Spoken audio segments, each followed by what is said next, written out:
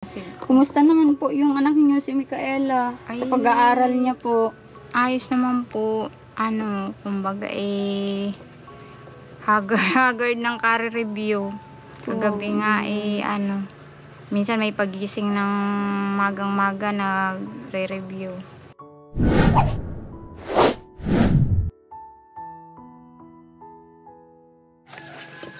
Once again mga kalingap, ngayong araw ay naglalakad tayo patungkol kay Micaela. Ito yung lugar nila. Yan, hinatid ako ni Marcos. Kagagaling lang din namin doon kila Tatay Filomeno. At dumaan na din ako dito. Kasi madadaanan din naman. Kumustahin natin si Micaela. Kahit alam natin na nasa school siya ngayon mga kalingap. Yung nanay niya lang nandito kasi nanay niya hindi naman po nakakalabas. Kumustahin po natin yung mama ni Micaela. Parang walang tao. Tao po! Tao po! Nay! Tao po!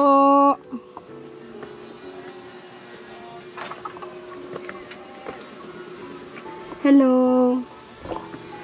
Asan si nanay? Nay!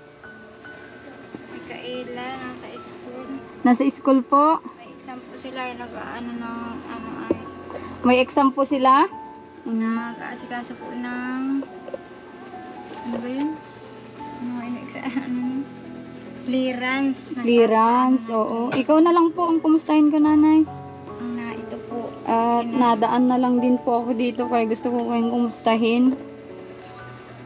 May UTI po. May ano ba yun? UTI. Galing po ako sa bayan ng Lunes. Ang inaano po sa akin, magpa-laboratory daw po ako sa diet kasi daw po yung resulta ng ihi ko masyado pang manana. At saka madugo pa kasi mataas na daw po yung yung binigay nilang gamot pero hindi pa rin naaalis yung nana sa ihi ko, saka madugo pa daw po. Ay wala naman pong examen na ganun dyan sa Medicare. Ay sa diet po ako tinataboy.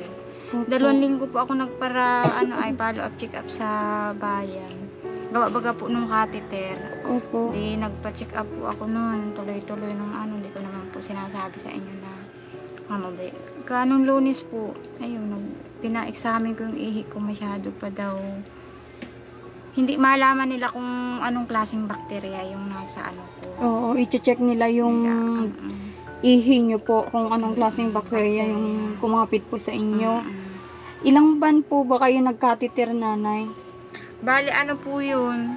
5-5. Mga 2 linggo. Kasi tuwing ika-5 araw ko pinapaano. Mga 2 linggo po yun. Na naka-catheter. Hirap po ba kayo umihi, nanay? Hirap po. Ngayon po, pag naihi ako medyo masakit. At may UTI po kayo. Ay, wala naman na daw po yung UTI ko, kumbaga dun sa examen. I-check na lang kung anong bakterya yung kumapit. Maayos na daw yung UTI kung wala na daw UTI. Pero yung parang, dun sa hindi nagbabago yung... May infection pa din. May infection. Opo. Sabi ko, hindi ko naman po alam yan. Kala ko po dito sa Medicare, hindi po ito ang inaano ni doktora. Sa diet ka po nito magpapalaboratory. May request naman po na binigay sa akin. Kanino daw po kayo pupunta sa Pwede naman na daw po sa sa provincial magpapalaboratory. Para maka-discount po kayo, no? Po ito, 1 araw ko lang po ito. Ay, hindi po, mga 2 araw po yan kasi i-examine naman po yung parang kung may chemical daw na ilalagay doon. Tapos pwede naman po niyang kahit sa messenger nyo na lang isend kung may kakilala kayo, umuwi kayo, tapos ipaasikaso nyo na lang yung resulta sa DAE. Pwede po yun, nanay. Meron po sa yung malapit lang doon sa provincial. Parang lang po doon, 200 pesos lang yung pag-check ng ihi. Oo, kasi bago-bago lang din po na pina-check namin yung baby namin. Nakukuha po agad ang nakukuha agad ng 1 araw lang. yung result ng ano. Pwede naman pala. Opo, meron po doon. Madali lang po maano Kasi yan. hindi po kayo mabibigyan ng tamang gamot kung hindi maano kung anong bakterya ang nasa inyo. Opo, Sabi ng- totoo po yun.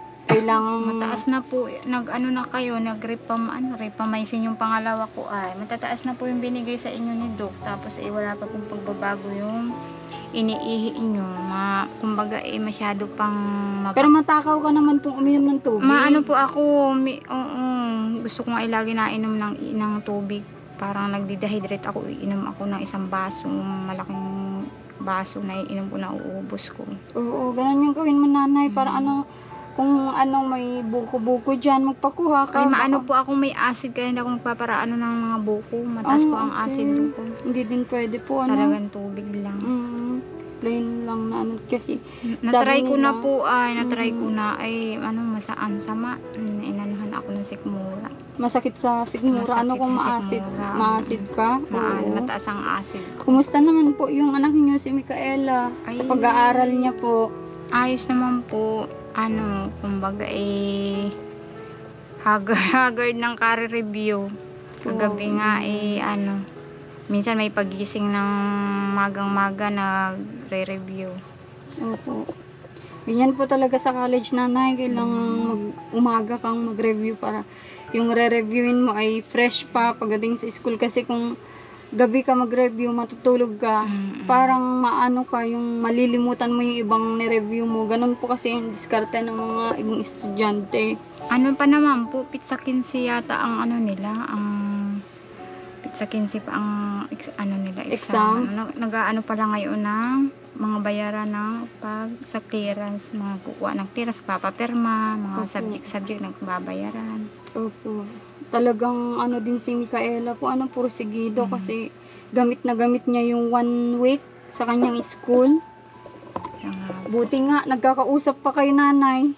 Ay, minsan nga pag kinakausap ko din na naimik, siguro na kinakukonsentrate niya yung parang nakapokus maigi siya dun sa ginagawa niya. Opo. Ay, sige Kumusta na. naman po si tatay? Ano pong sabi sa kalagayan nyo ngayon? Kasi kailangan nyo na naman magpa-check up. Ay, yun nga po, namang problema at wala namang kapirahan.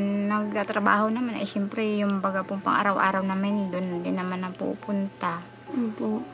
Kung ano lang yung kinikita niya. Hindi mga Sapat lang sa kinakain nyo Kumbaga, araw-araw ay, kasi oo. madami din po kayong anak. Nabili pa kami ng bigas. Ang mahal pa ng bigas Mahal ngayon. pa ng bigas.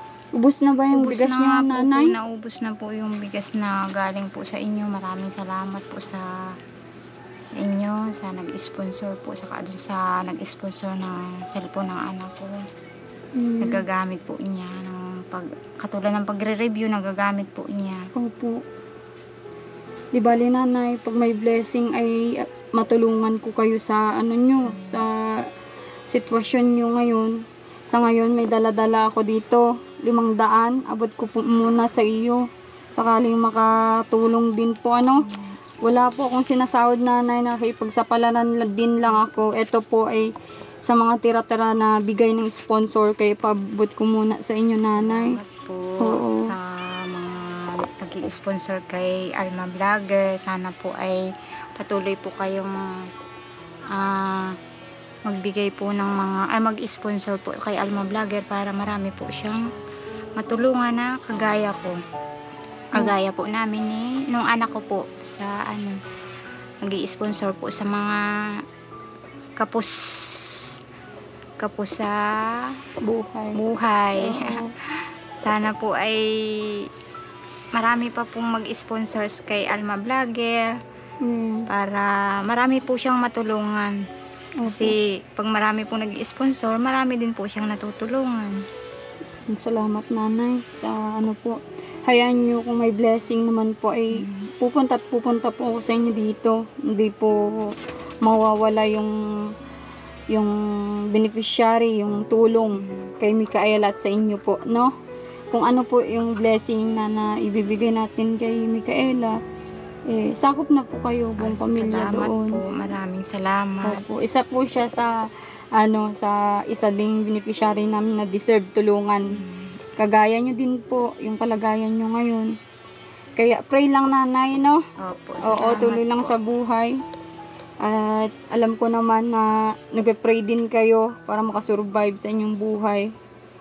At magpasalamat din tayo dun sa nakiusap sa amin na tulungan kayo. Opo. Uy, maraming salamat din po sa kay sa mag-asawang kay Tia Marilyn, kay Auntie Marilyn, tapos po kay Tio Naldo Lingon. Kung hindi po dahil sa kanya, hindi po kayo makakaabot dito, kumbaga, Opo. para maano po kami yung kalagayan Sila po po yung namin. nagturo ng kalagayan. Sila niya po yung dito, no? nagtulong. Maraming salamat po sa inyo, Tio Naldo. Napapaiyak na si nanay. Talagang mababa. Mababa po ang ko kasi kaunting masyadong emotional na Yan mo nanay, pag may blessing ulit pupunta ako dito para makatulong sa sa medication mo, kasi yan yung pinakamahirap sa aming mga tinutulungan na sa medication. Kasi kung walang tutulong sa amin, wala ding magpaabot, lalo yung kagaya ko na sobrang bagsak na yung analytics ng YouTube, ay wala din mai-provide na pang-abot yung YouTube channel ko. Parang ito na lang yung ginagawa kong paraan para magpaabot din yung mga mapagmahal ni sponsors para sa inyo, para sa mga beneficiaries ko. Ayan. Sana naman po ay patuloy po ninyong subaybayan po ang mga vlogs po ni Alma Vlogger, para po yung pong pagtulong niya po sa mga kagaya namin ay patuloy pa po niyang ipagpatuloy pa po niya yung pagtulong po niya sa mga talagang nangangailangan po ng maipaabot po niya yung kanyang pagtulong, para Opo. patuloy po siyang magkaroon po siya ng maraming sponsor. Maraming salamat po. Ayan.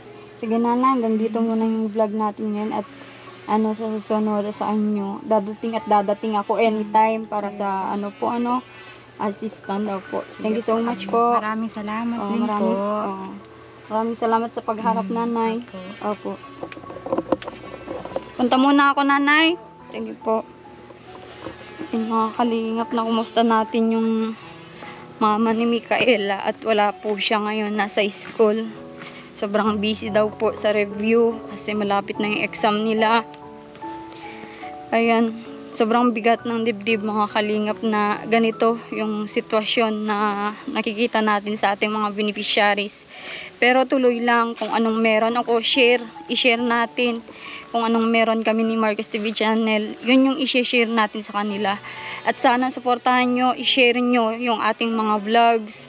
Mag-comment kayo, i-likes nyo, i-share nyo sa mga Facebook nyo, sa YouTube nyo, kung may YouTube channel man kayo. Para po, tuloy-tuloy lang yung matanggap na tulong ng ating mga kababayan na kagaya nila Micaela. At dito ko muna tapos na aking vlog. Support nyo po sa aking Facebook channel, yung Alma Vlog Facebook page, at kay Marcos TV Channel, at sa buong bumubuo ng Kalingap Team. Thank you so much. God bless.